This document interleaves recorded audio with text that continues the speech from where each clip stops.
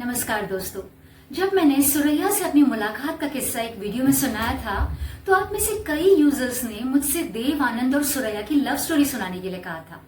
तो आज मैं आपको हिंदी सिनेमा की एक सबसे रोमांटिक और यादगार लव स्टोरी के बारे में बताऊंगी जो अधूरी रह गई, और ये भी बताऊंगी, ये सबसे जरूरी बात है कि कौन थे उस लव स्टोरी के विलन और वैम्प्स यानी खलनायक और खलनायिकाएं। कैसे उन लोगों ने दो प्रेमियों को अलग किया। ये वीडियो दोस्तों बहुत लंबा होने वाला है और कई यूजर्स ने कहा है कि आप लंबे वीडियो क्यों नहीं बनाती, तो ये लंबा वीडियो पेश है, तो आप आखिर तक सुनना। दोस्तों, देव साहब से तो मैं कई बार मिली, लेकिन सुरैया से एक ही बार मुलाकात हुई थी।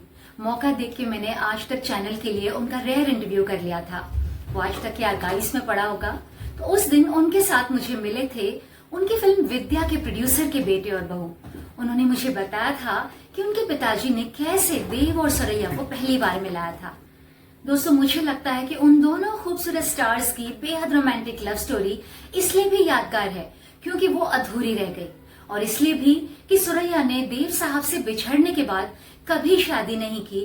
वो ताउम्र अकेली रही, तन्हाई को उन्होंने चुन लिया था।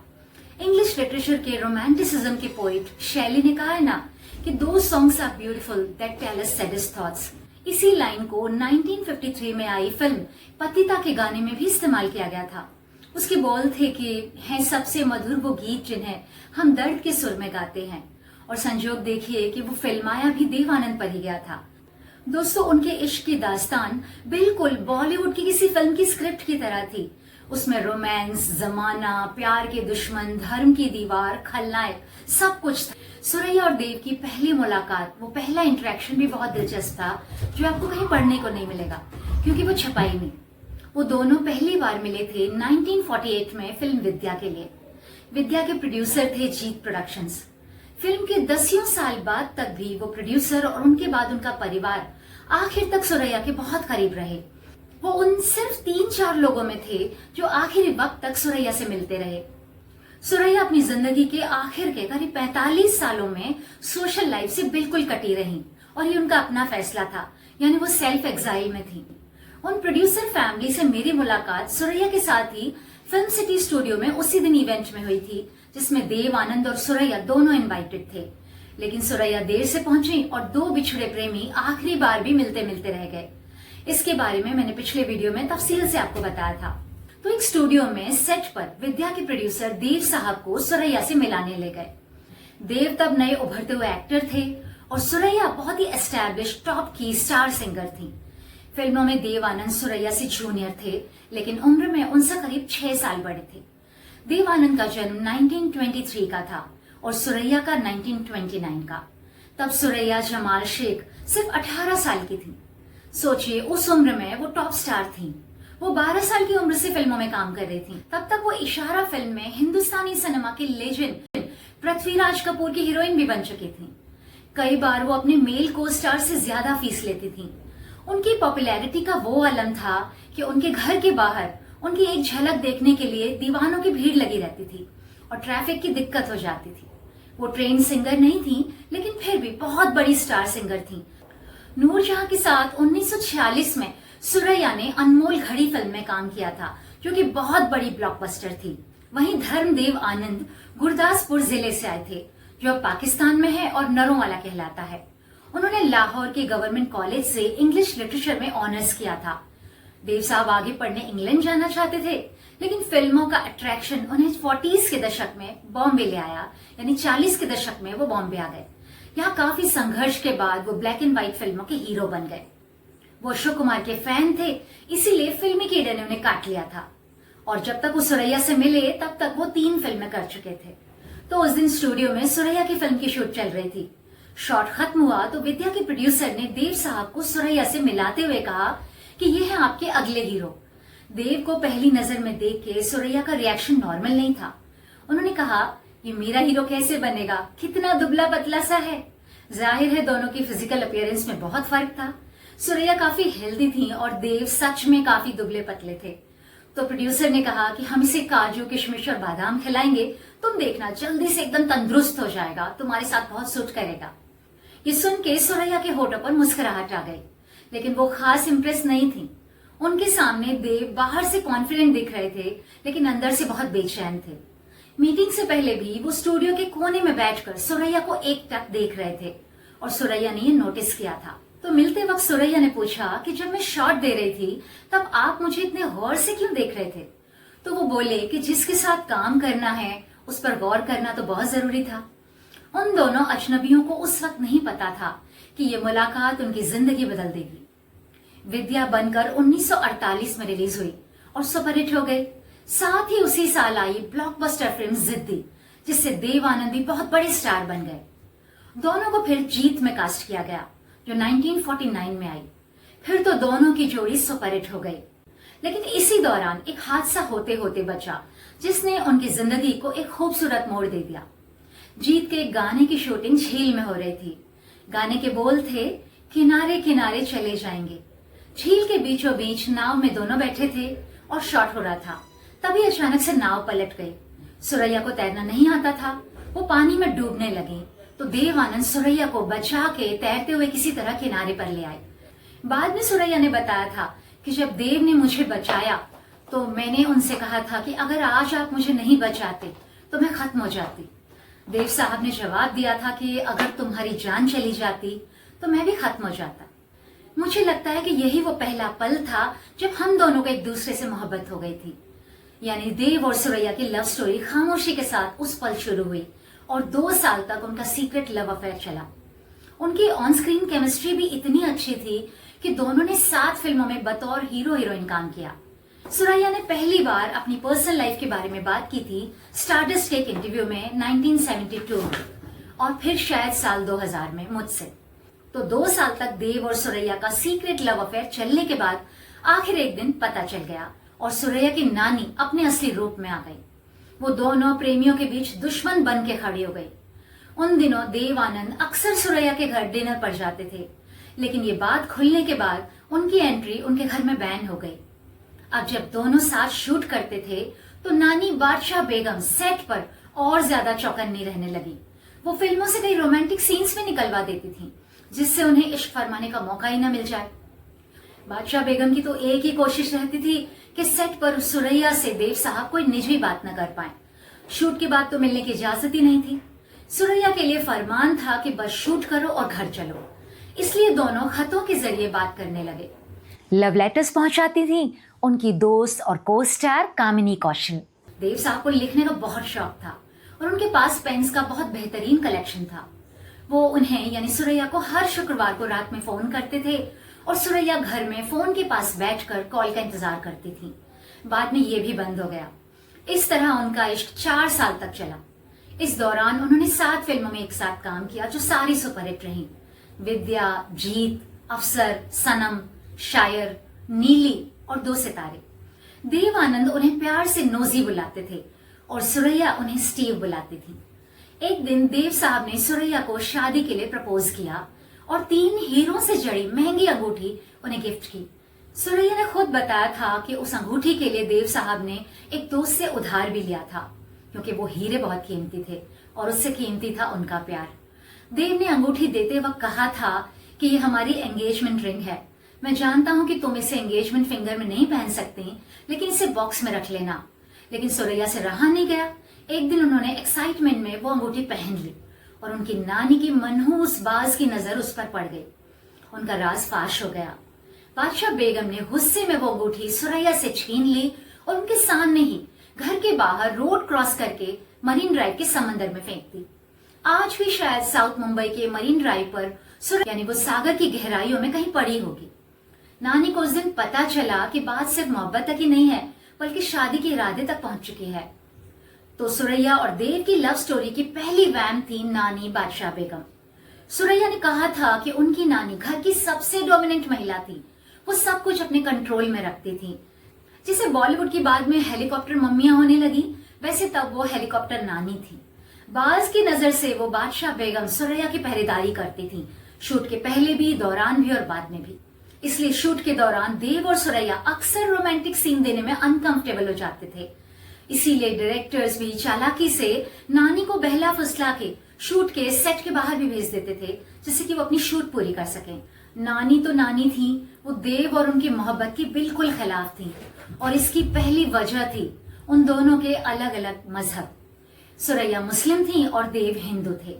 यही फर्क उनकी मोहब्बत के रास्ते में दीवार बन गया, बल्कि बना दिया गया। कट्टर मुसलमान नानी का कहना था कि एक मुस्लिम लड़की कैसे किसी हिंदू से शादी कर सकती है। सुरैया कहती थी कि वो बहुत ही आज्ञाकारी, डरने वाली और सीधी सादी लड़की थी, तो वो विरोध नहीं कर पाती थी।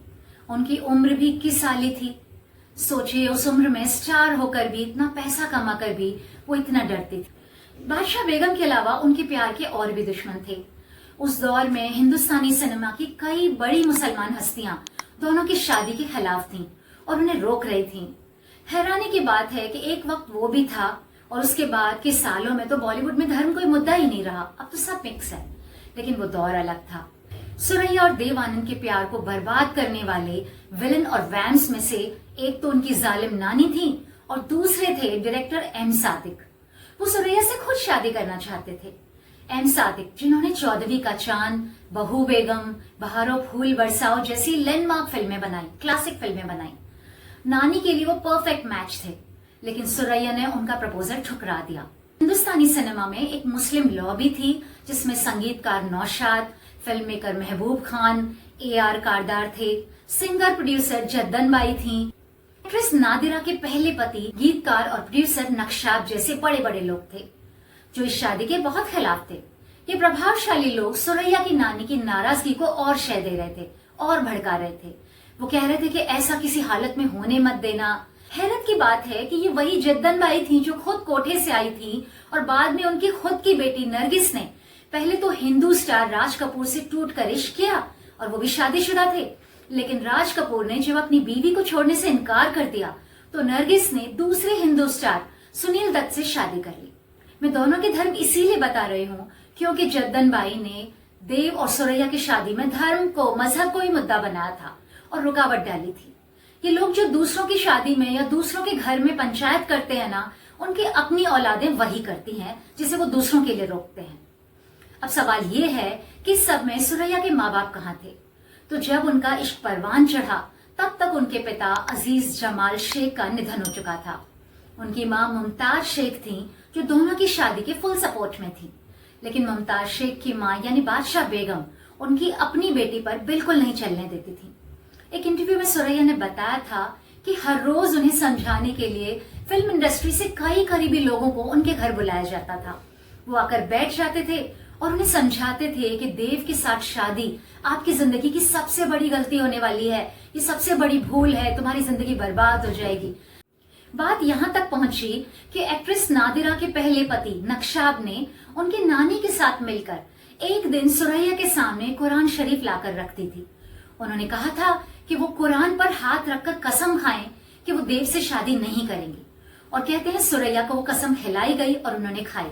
हालांकि बाद में देव आनंद ने सिमी ग्रेवाल के इंटरव्यू में कहा था कि मुझे इस बारे में कुछ पता नहीं चला, लेकिन अगर सुरैया ने कसम खाई थी तो मैं इसे बिल्कुल पसंद नहीं करता क्योंकि मैं बहुत प्रोग्रेसिव किस्म का, मॉडर्न किस्म का आदमी हूँ। और ये कसम खिलाने वाले नादिरा के पति खुद क्या थे? उन्होंने भी तो नादिरा यानी एक यहूदी लड़की से शादी की थी जो इजराइल की थी, भारतीय भी नहीं थी, लेकिन दूसरे के घर में वो पंचायत करने पहुंच गए थे और बाद में तो वो नादिरा को तलाक देके पाकिस्तानी चले, सादिक भी बाद में पाकिस्तान चले गए थे। लेकिन उस वक्त हिंदुस्तानी फिल्मों की मुस्लिम लॉबी ने ये कह के हवा बना दिया था कि अगर सुरैया ने देव आनंद से शादी की तो देश में फसाद हो जाएंगे। सुनकर सुरैया काफी डर गई थी। बात इस हद तक चली गई कि एक दिन उनकी नानी और मामा ने सुरैया से कहा कि अगर तुमने देव साहब से शादी की तो देव को हम जान से मार डालेंगे। सुरैया ने बाद में बताया कि उस धमकी से उनकी हिम्मत टूट गई थी और वो पीछे हट गई।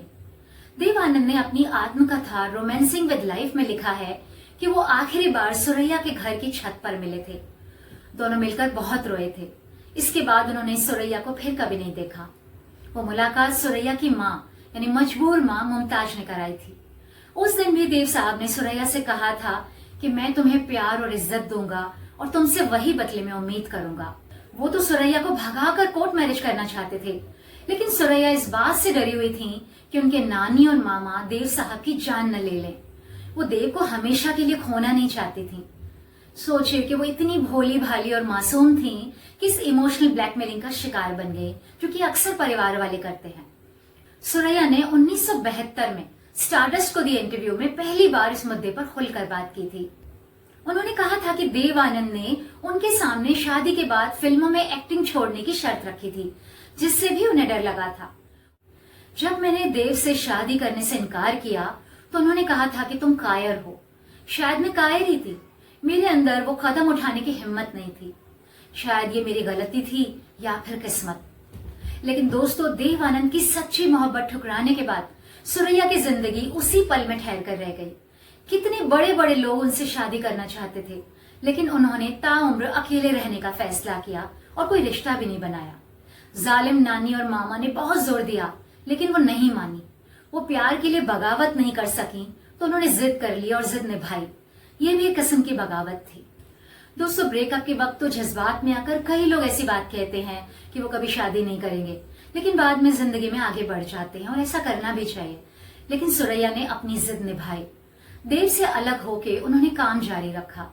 उनकी सबसे खास फिल्म थी मिर्जा गालिब, जो 1954 में यानी 1954 में आई, जिसमें उन्होंने एक तवायफ मोती बेगम का किरदार निभाया था। उसमें उन्होंने मिर्जा गालिब की 5 गजलें गाई थीं।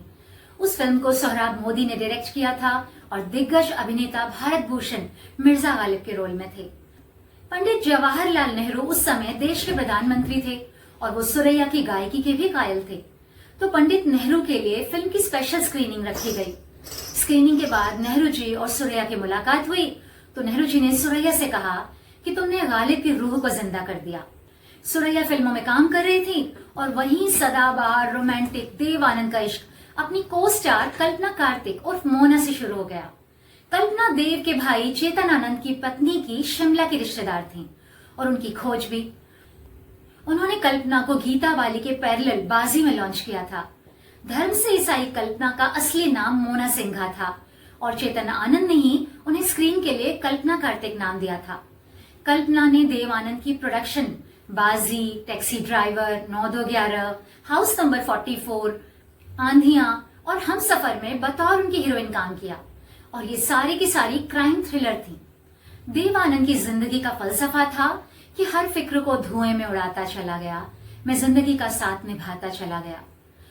1954 में टैक्सी ड्राइवर के सेट से देव आनंद लंच ब्रेक में फिल्म की हीरोइन कल्पना कार्तिक के साथ बाहर जाकर चुपके से शादी कर आए थे। दोनों की जिंदगी का एक लंबा अरसा निकल गया।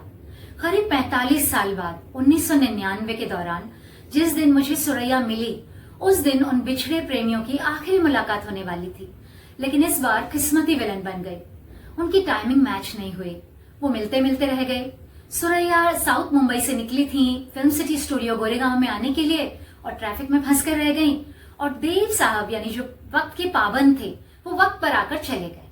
दोस्तों, हिंदुस्तानी सिनेमा के गोल्डन इरा के गोल्डन स्टार्स सुरैया और देव आनंद की प्रेम कहानी अधूरी रह गई। शायद इसलिए लोग आज भी उस जोड़े की इतनी बात करते हैं।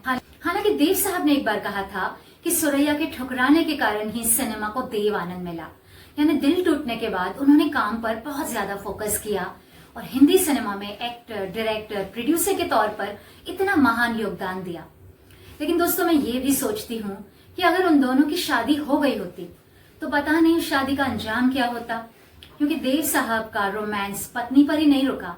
जाहिर है 2 बेटों के बावजूद कल्पना कार्तिक से उनकी शादी बहुत अच्छी नहीं चली। वो बहुत ही रोमांटिक मिजाज के रंगीन आदमी थे, इसलिए वो जिंदगी से इश्क करते थे, किसी इंसान से नहीं, किसी शख्स से नहीं, किसी महिला से नहीं। उन्होंने अपनी आत्मकथा का नाम इसीलिए रोमांसिंग विद लाइफ रखा था। 31 जनवरी 2004 में सुरैया 74 साल की उम्र में इस दुनिया से चली गईं और दिसंबर 2011 को 88 साल की उम्र में लंदन में देव साहब का भी निधन हो गया। दिल का दौरा पड़ा था उन्हें। निधन के 2 महीनों बाद भी उनकी आखिरी फिल्म चार्जशीट रिलीज हुई, क्योंकि वो आखिरी वक्त तक काम कर रहे थे। आज भी सिनेमा के इतिहास में देव आनंद और सुरैया की कहानी सबसे खूबसूरत और ट्रेजिक लव स्टोरी है। तो मुझे इजाजत दीजिए और कमेंट करके जरूर बताइए कि आपको इसके बारे में अगर कुछ और भी जानकारी है जो मुझे नहीं पता, और आपको ये वीडियो कैसा लगा, ये जानकारी कैसी लगी, ये दास्तान कैसी लगी, आप जरूर बताइए। शुक्रिया।